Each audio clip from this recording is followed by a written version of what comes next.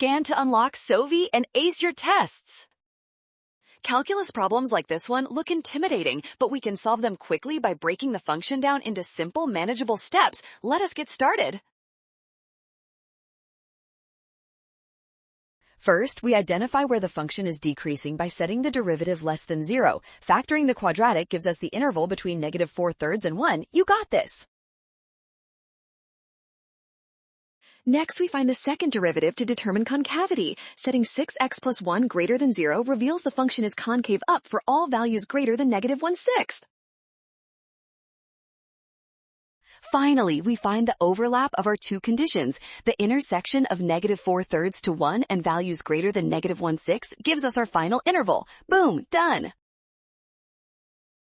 Smart move! Scan the code, you can learn better with SOVI. Avoid the trap of skipping concavity and always check both sides using a number line.